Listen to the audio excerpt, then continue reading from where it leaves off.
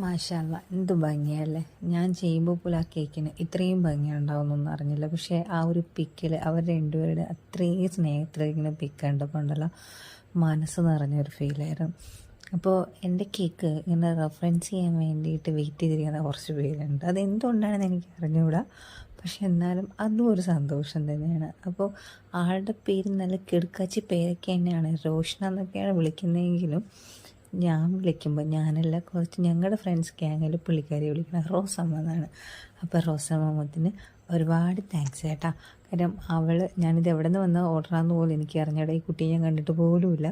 എനിക്ക് അവളുടെ റെഫറൻസ് ചെയ്ത് വാങ്ങി തന്നൊരു കേക്കാണ്. അതിനെനിക്ക് ഏറ്റവും ഇതുവരെ കിട്ടിയതിൽ ഏറ്റവും നല്ല മെൻഷനിങ് കിട്ടുകയും ചെയ്തു. ഭയങ്കര ഹാപ്പി. Thank you Rosamma. അയ്യോ സോറി, കേക്ക് തന്നാക്കും, കേക്കിൻ്റെ ഓർഡർ തന്നാക്കും, റെഫറൻസ് ചെയ്താക്കും എല്ലാവർക്കും താങ്ക് യു. എന്നാലും റോസമ്മയ്ക്ക് സ്പെഷ്യൽ താങ്ക് യു.